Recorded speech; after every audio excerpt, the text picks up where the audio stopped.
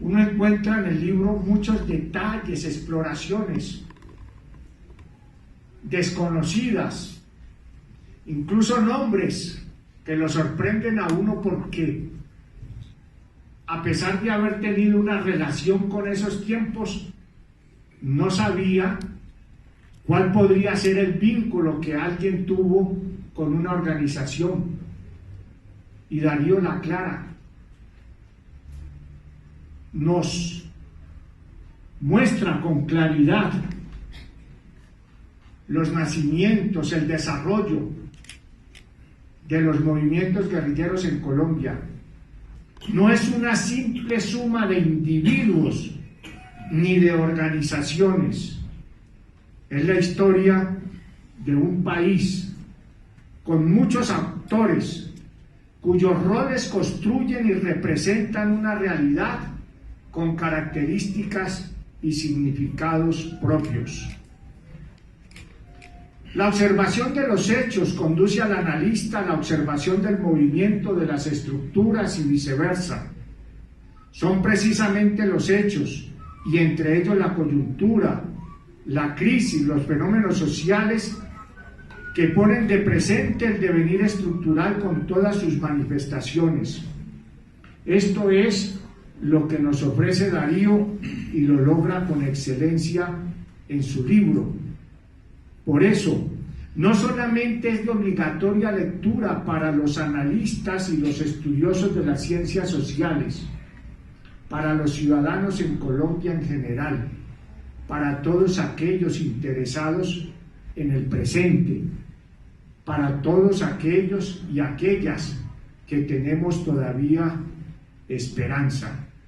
Esta es la invitación para coger entonces el libro de Darío sobre las guerrillas en Colombia.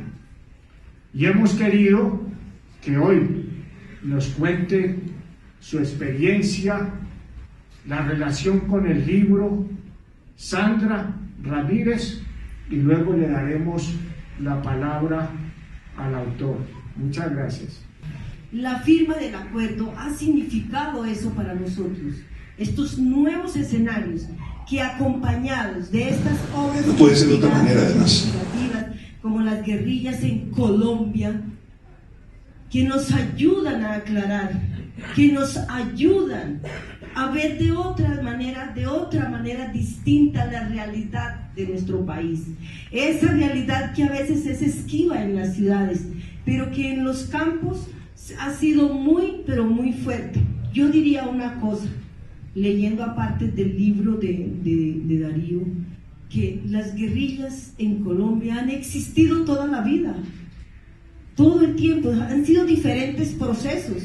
Nosotros venimos del proceso desde 1948 y si hacemos memoria un poco más atrás, porque son las luchas de la gente, la lucha del pueblo, la lucha de la gente por su tierra, en defensa de la vida, lo que significó para nosotros, los campesinos, la guerrilla, la defensa de nuestra vida. No había otra oportunidad. Allá no llega el Estado. Y hoy, 35 años después, porque ese tiempo nos llevó, o particularmente me llevó a la guerrilla, 35 años.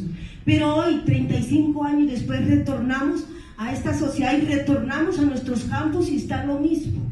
Aún no hemos superado las causas políticas, sociales, económicas, culturales en nuestro país para que nos evitemos esa guerra.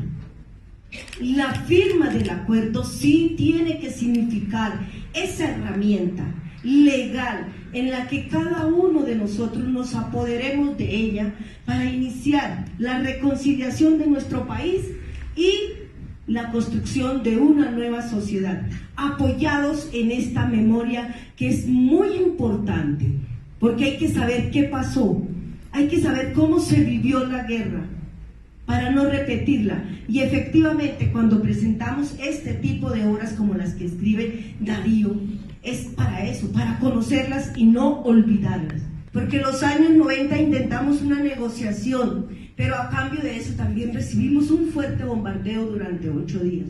A esos campamentos nos rememoramos con Darío para ir allá a la historia, ir a ver allá qué pasó, qué ocurrió el 9 de diciembre de 1990 en nuestro país. Mientras se elegían los constituyentes, en un punto no muy lejano de Bogotá, estábamos siendo bombardeados. Un bombardeo que nos duró 8 días seguidos, porque había que eliminarnos, había que acabarnos, que efectivamente no lo lograron, porque eso somos nosotros, es una resistencia armada. Y cuando yo hice ese libro me llamó mucho la atención hacerlo por una razón. Yo había escrito... Inmediatamente ustedes recuerdan, es una macrohistoria. Y me fui a lo más pequeño, a un hecho específico de la guerra en Colombia, del conflicto armado en Colombia, que fue el ataque a Casa Verde, ¿no? Ese ataque se produce en unas circunstancias muy complejas, porque esta guerrilla venía de casi 6 años de negociaciones. Había existido una tregua que todavía en ese momento de 1990 tenía cierta vigencia, ¿no? Se había roto en algunos territorios, en el Caquetá, por ejemplo, con un ataque en 1987 a un convoy del ejército, pero en teoría ese proceso de negociación se mantenía aún. Entonces, digamos, llegar a lo más concreto del conflicto, a una operación específica, para mí significó una gran experiencia, un gran conocimiento, ¿no? Y sobre todo también haber logrado que las dos partes que estuvieron enfrentadas, Ejército y FARC, aportaran a ese trabajo, ¿no? Hubo clara comprensión de mandos, de generales del Ejército, de que ese trabajo había que hacerlo con documentación desclasificada, o que se desclasifica ahí por primera vez, ¿no? Y las FARC exactamente lo mismo. Yo hice ahí para ese trabajo muchas entrevistas con Sandra, por supuesto, y con muchos otros dirigentes del partido FARC, y contaron muchas cosas, ¿no? Y siempre ellos supieron cuál era la génesis de ese trabajo, para dónde iba y qué era lo que se iba a contar, y cómo ahí se iban a poner en blanco y negro, como dicen, las dos versiones del conflicto. Creo que es uno de los primeros textos que logra confrontar esas dos versiones y que logra incluir documentación propia de los militares. Yo no sé si en este momento se podría intentar hacer lo mismo. Esto fue hace casi un año y las condiciones eran un poco distintas, pero no sé si hoy lo lograría de nuevo. Pero bueno, como les digo, esto es un trabajo que está próximo a publicarse. De este tipo de grupos, desde 59, FARC, etcétera, etcétera, hasta hoy, grupos guerrilleros en Colombia surgieron 33.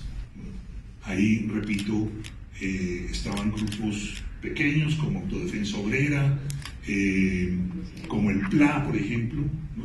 Que tuvieron acciones en el orden urbano, pero fueron más o menos lo que yo he estudiado, 33 grupos que tenían identidad de nombre, de mandos responsables, de áreas específicas de operación, fuera urbana o fuera rural, y que también pues tuvieron un final que bien fue su autodestrucción o la derrota o la inclusión en otro grupo, como pudo haber pasado en algunos casos, o simplemente su proceso propio de negociación política con el gobierno y la dejación de las armas. Esto es, amigas y amigos, así a grandes rasgos una historia. Lo demás ustedes lo van a encontrar en el libro, ¿no?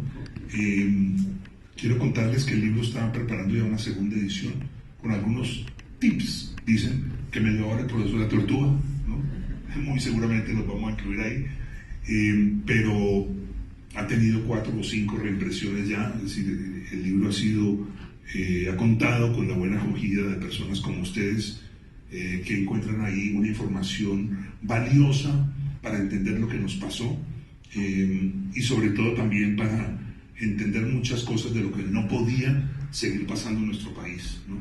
Al alzamiento, a la confrontación entre hermanos había que ponerle de alguna manera fin, y eso en gran parte se lo debemos a un personaje que en el año de 1980 pensó y dijo que era mucho más revolucionario hacer la paz que seguir en la guerra. Ese personaje se llamó Jaime Bateman Cayón. Jaime Bateman fue el primer jefe guerrillero que habló en términos de paz, no solamente en Colombia, sino en América Latina, ¿no? Es decir, antes de él, a ningún jefe guerrillero se le había ocurrido que eso podía ser así, ¿no? Y después a mí hace meses o años me lo confirmaron muchos dirigentes de países en Centroamérica, por ejemplo, que entendieron también que el derrotero podía ser la negociación política y la salida política.